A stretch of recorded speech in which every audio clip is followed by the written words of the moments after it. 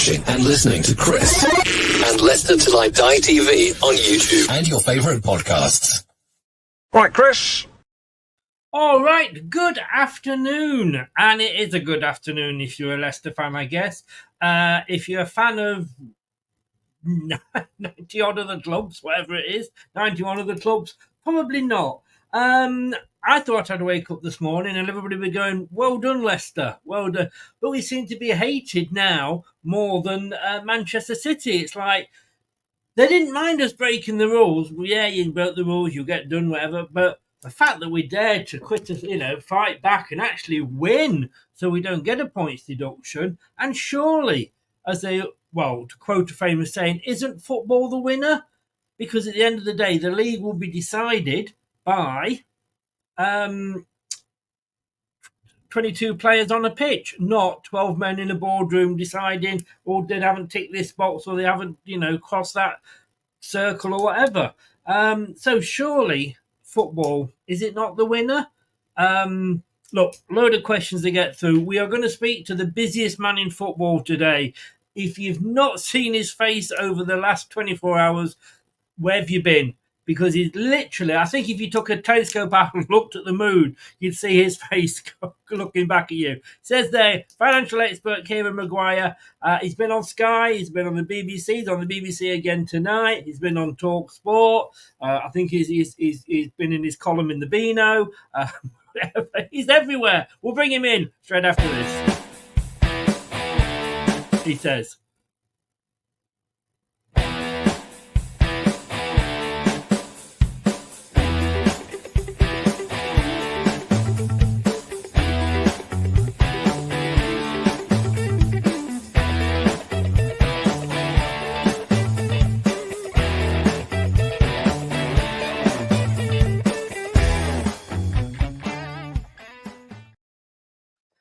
Kieran, good afternoon, sir. Hi, Chris. Thanks very much for the invite. No. Thank you very much for coming on and finding space in your ever-increasing diary. I feel like I know all those books behind you. I've seen them on so many shows. I remember we spoke a few months ago before the season started about where this was going for Leicester. Have we not done football a favour? I mean, are we starting to perhaps see not necessarily the end of PCR, but it's going to have to be looked at, surely? Well, certainly the Premier League will have to go away and look at its own rule book.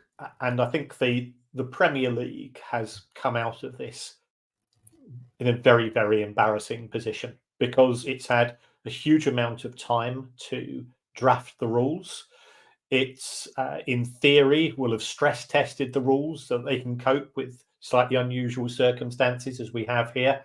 And it's failed to identify that if a club is relegated, and this doesn't just apply to Leicester City, this applies to any club, should it be relegated from the Premier League to the Championship, and it exceeds the allowable loss of £105 million, that you can't be touched.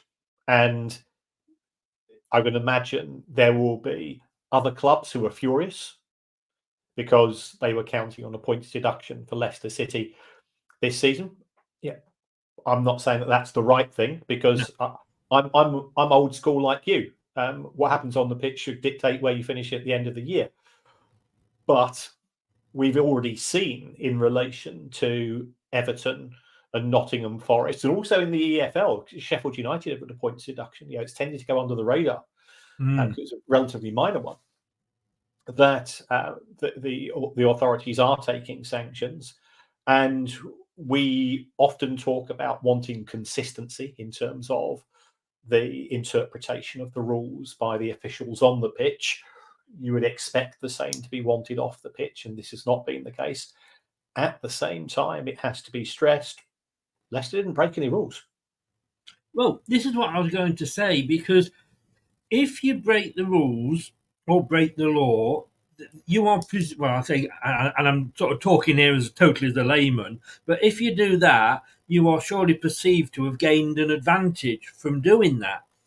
you could argue sort of had Forest and Everton stayed up, that even without the point, well, they did stay up, didn't they? Obviously, by breaking the rules. Leicester, we didn't get an advantage because we got relegated, which probably cost us more financially than staying up and maybe losing some points. That's fair comment. I think at the same time, there is a case for saying, and again, if you take a look at what's happened on a sort of a chronological basis, Leicester were potentially up on some form of repercussions from the EFL, but Leicester's legal team managed to persuade the EFL that it could not pursue them. A points deduction last season would have been most appropriate if you're going to go down that route. And I'm not saying that is the route. So Everton and Forest didn't get relegated. The clubs, if I was a Leeds United fan, I would be seething, I suspect, because they could have taken Leicester's place in terms of automatic promotion and so on. So it's an unsatisfactory outcome, but I don't like playing a blame game. In terms of taking responsibility, the football authorities need to take responsibility for this, and it comes back down to the Premier League itself. And I was looking at the Premier League's finances today. The average Premier League employee costs 141 grand a year. Now and remember that includes Dave in accounts and Doris in the canteen and so on. I'm just trying to think what Sir Keir Starmer's on. I think he's probably a lot different. Yeah, and it's and there's something else that's broken today in relation to Everton. We've just been talking about that. And the Premier League tried to charge Everton almost £5 million for its legal fees when Everton were before a charge, and Everton appealed, and that I think it got reduced to 1.7 million. So the Premier League's credibility is shot to pieces.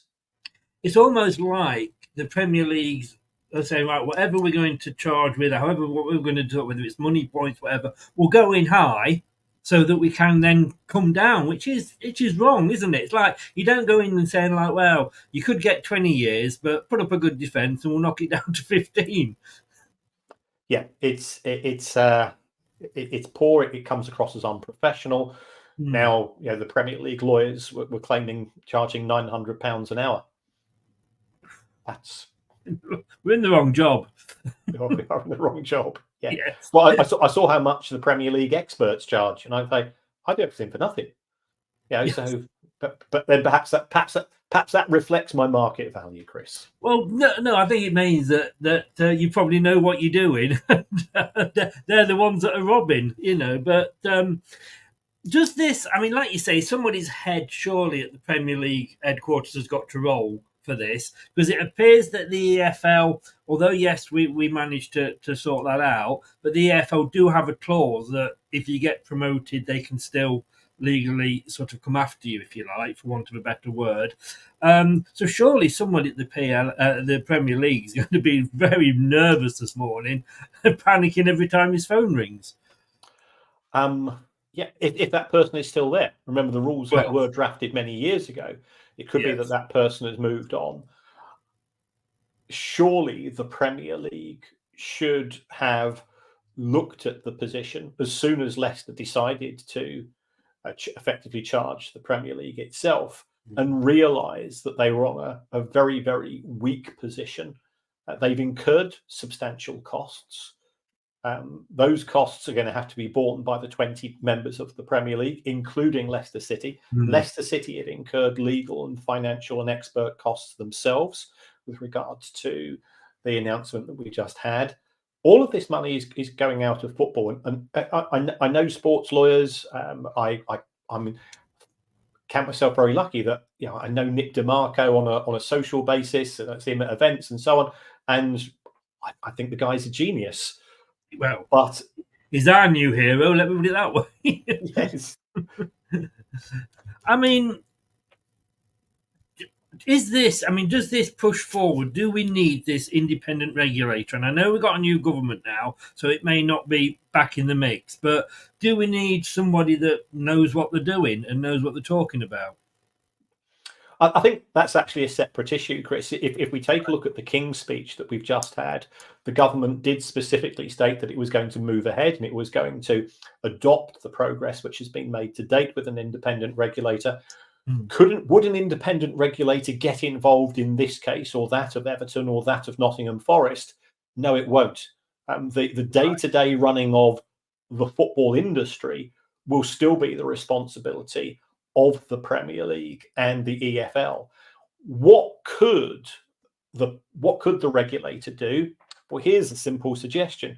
At present, there is a single independent body which is responsible for assessing transfer fees. So if a player wants to move, you've got an independent transfer tribunal, and that works. Well, why not have an independent financial tribunal which covers all 92 clubs? And therefore, the mess that we have at present, in that you've got one set of rules for UEFA, another set of rules for the Premier League, a third set of rules for the EFL. You've got the Football Association. What's it doing? It's responsible for the greater good of the game. It appears to have completely washed its responsibilities in terms of the professional game. So I think there are things that the regulator can do, but I don't think, and I also don't think it should get involved in individual cases, simply because it doesn't have the resources. We've seen that the expected level of costs of running the regulator is £10 million a year. Well, just explained that Everton's case, it was close to £5 million in legal fees, and overall the Premier League's legal fees were £30 million last year. So I think if taxpayers saw that, they'd say, well, where's that money coming from? I appreciate it's going to be recovered from the industry, but we've already seen a lot of whining from owners of certain clubs who don't like the idea of scrutiny. And yet these are the same clubs who are more than happy to take away concessions for seniors, for youth, for younger fans. I don't know whether you've seen the Aston Villa prices today in respect of what they're charging their fans, but I think between £80 and £97 to go and see a group game for the Champions League. Oh, wow. I don't know. It'll be a long time since I have to worry about that. But no, I do take your point. Would you be surprised to see Leicester maybe go after the Premier League for costs, or do you think Leicester would just sort of say, like, okay, let's go back now. We've won. Let's just call it a day? I think the decision in relation to cost will be interesting, because I think Leicester could legitimately say that the Premier League had no right to try to charge them in the first place, because Leicester were not a member of the Premier League on the 30th of June, and yet they've been charged for 3 years' accounts to the 30th of June 2023. Leicester transferred their share 2 weeks earlier to Luton Town. So the Premier League should have seen that, because the Premier League posted that data to Companies House, and that's where nerds like me hang out. I would never say that. I would never say that. I mean, we did transfer our year end as well, but that's all allowed. As you look at this, I mean, everybody's been saying Leicester have got away with one. Have we got away with it, or have we just applied the law as everybody else does, and the way that it read? I had a fairly long conversation with a lawyer who I hold in high regard last night when the story broke. Yeah. And he said the thing which irritates the people in the legal profession is that all of the emphasis is on Leicester utilising loopholes. There's no such thing as a loophole. What there are rules and regulations. Those rules and regulations were devised by the Premier League. Now, the fact that the Premier League make an absolute pig's breakfast of that should be the focus, not on the football club. If somebody draws up a set of rules and they're rubbish, then don't have a go at anybody for saying, well, these are the rules and we've applied the rules. So I'm sympathetic towards Leicester with regards to that. If I was a fan of let's be brutal, clubs towards the bottom half of the Premier League who are expecting to be there this season, would I be upset? Probably. Not because it's anything personal against Leicester. I just don't want my side to get relegated. No. Obviously, you always see these things from two sides. One from yours as a club, and one how you would view it if it was the other way around. No, I was listening to TalkSport this morning, Jeff Stelling, and they were saying on there that if a club, like you say, they're doing that relegation fight, and clubs that think they'll be in the bottom third, if they're relying on us getting a points deduction for their survival in the Premier League, there's something wrong with that club then, isn't there?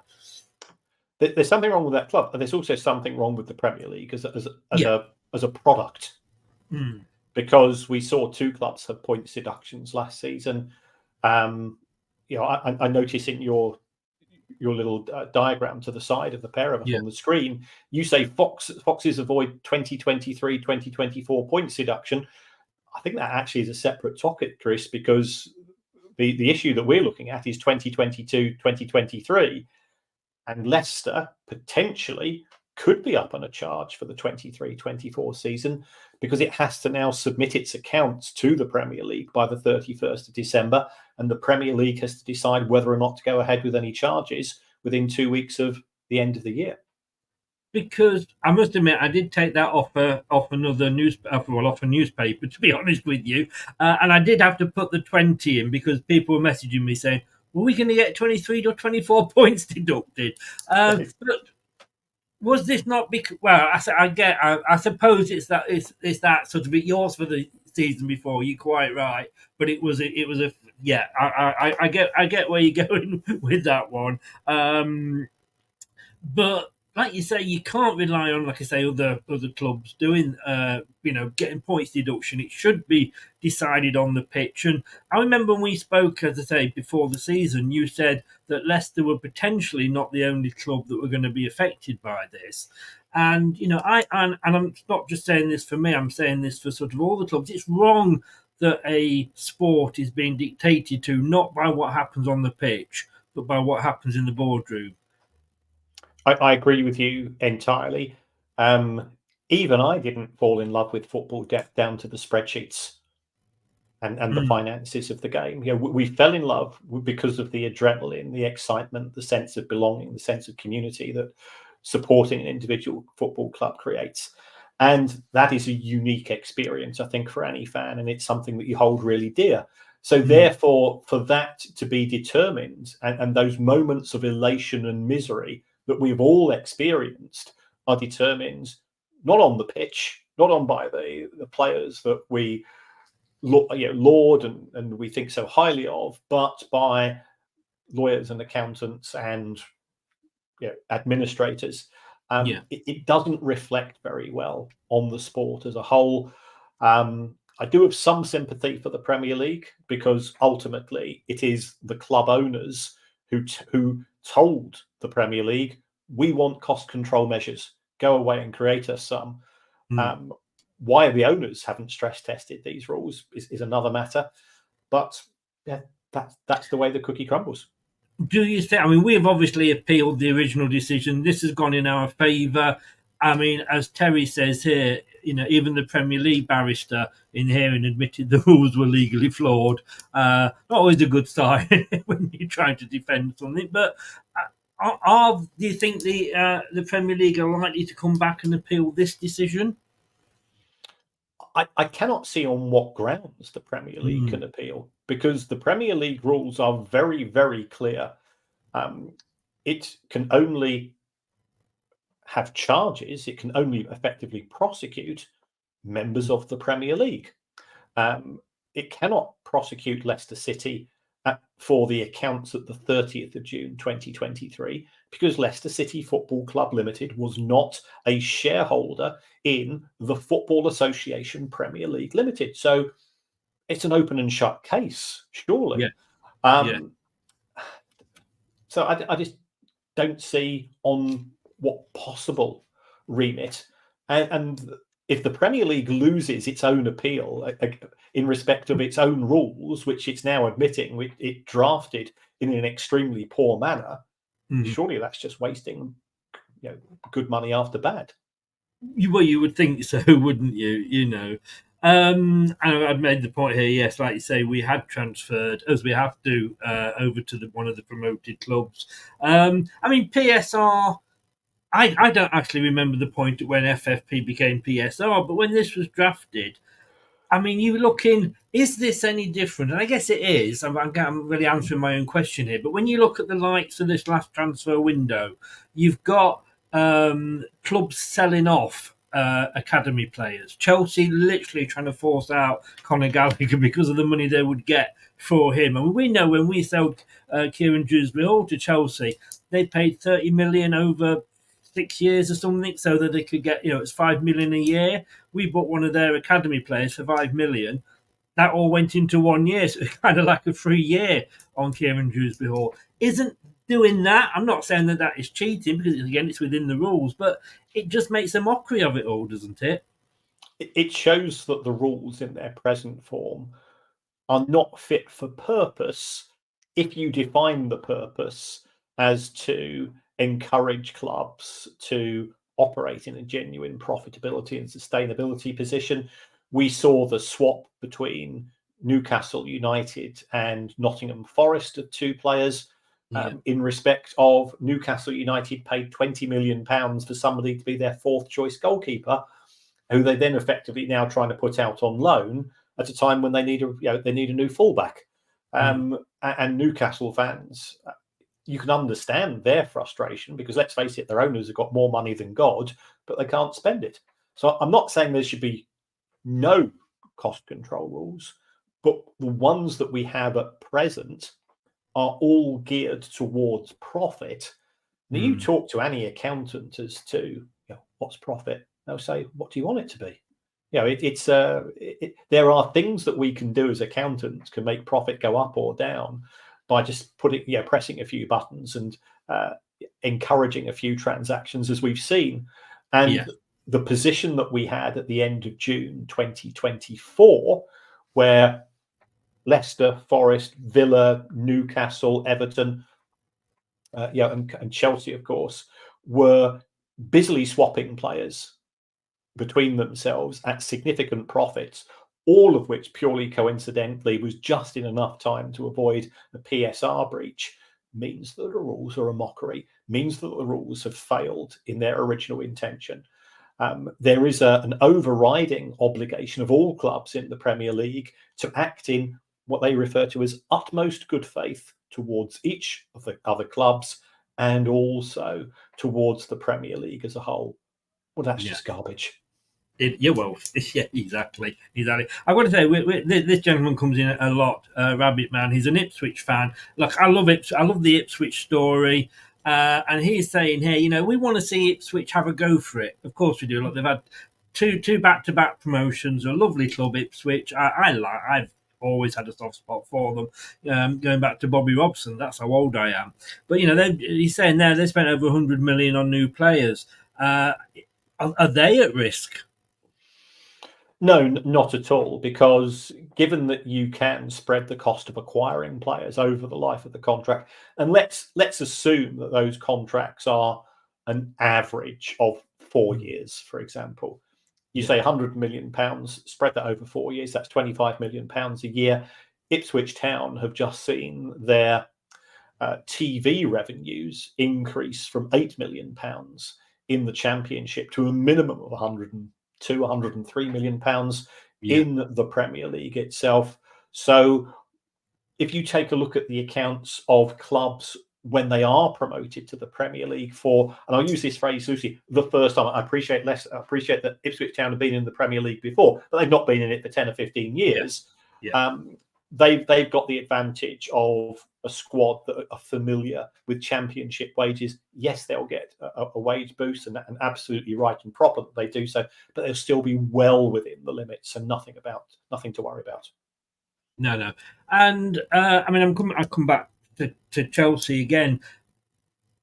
I always seem to come back to Chelsea. I mean, they're selling off sort of, hotels to try and stay out of trouble. And as Simon Jordan said earlier, and I'll make this the last question, well, last but one, and there's a very quick one. They're assets of the club, so why shouldn't they sell them, etc. But when you're giving players 6, 7, 8-year contracts, I don't know how what their longest is.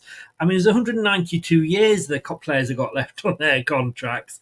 Again, I come back to this. It's a mockery, and it's not.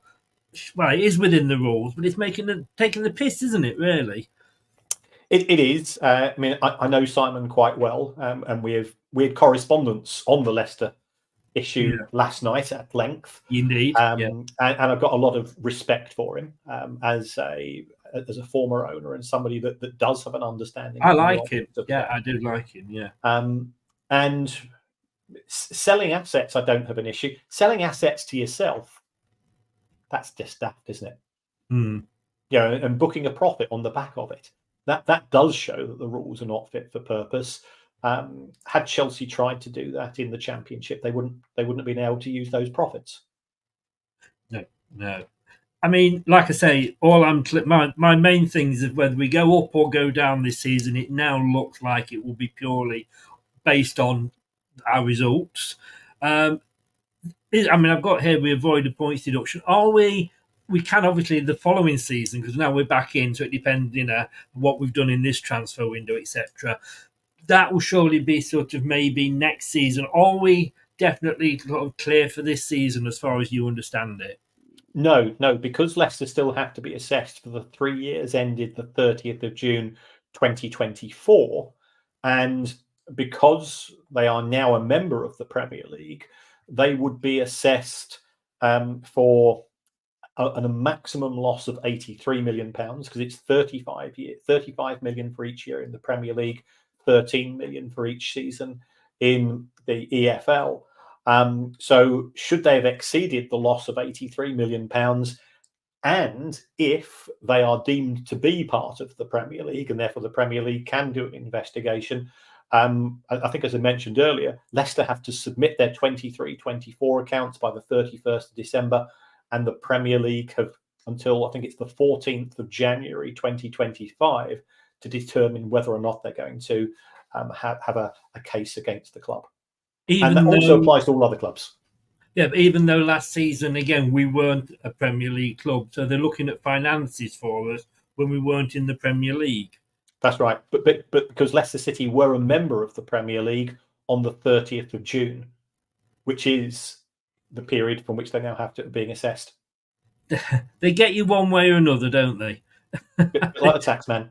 Exactly. And do you think that they're going to sort of come after us stronger now that we've won this? I don't think so.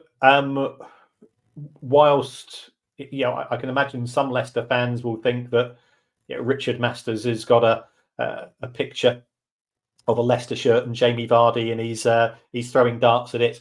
It's not personal. It's business. The job of the Premier League is to apply the rules equally to each of its members. And remember, Leicester City are a shareholder in the Premier League itself, as are Manchester City, and it's not personal.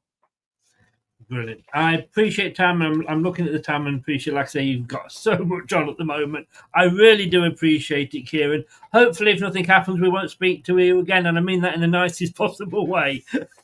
I absolutely appreciate it. I know that at places like Derby, they used to dread me appearing on East Midlands Today or Radio Derby or some of their local podcasts. I'm a bit like the Grim Reaper, in relation to football finance stories, and I can absolutely understand why people don't want to see my face again. Look over your shoulder. He's behind you, as they would say. Well, good luck, because you're on East Midlands Today tonight, I believe. I believe so. Yes, I pre-recorded an interview about half an hour before we had our chat. Brilliant. Well, I hope it went well. It's obviously you will know by now. But thank you very much for your time. I really do appreciate it, Kieran, and take care. Thanks very much, Chris, and have a great season. Well, fingers crossed. You too. Take care. Bye-bye. Thanks very much to Kieran there. Lovely, lovely chap. Wow, so we could still get a points deduction. Now, that is a bit worrying, isn't it? That is a bit worrying. So maybe we shouldn't be celebrating quite too quickly.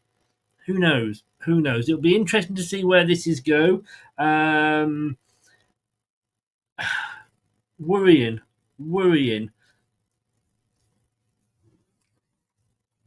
I'm like everybody else. I thought with the news that it was over, but I know it is a business. He's saying that, and he's probably not got the picture of Jamie Vardy that he's throwing darts at. But are they going to have it in? Surely there's going to be something at the back of them going like, "We'll get them next time around." But we'll see. Look, we're going to be back at 7. We're going to get another view on this with Rob Tanner from The Athletic. Hopefully, well, he'll probably have exactly the same news. But 7 o'clock, Rob Tanner, get your questions in on that chat. Thank you to everybody. Thank you to Terry and Rabbit for getting your questions in. This has been LTID TV. I have been Chris. And you know what? I'll be back at 7 o'clock. Thanks for watching. Goodbye. Thanks for watching. These videos are tremendous. You better like them too, or I'll be back. This podcast is proud to be part of the TalkSport Fan Network. TalkSport. Powered by fans. That will conclude this evening's entertainment.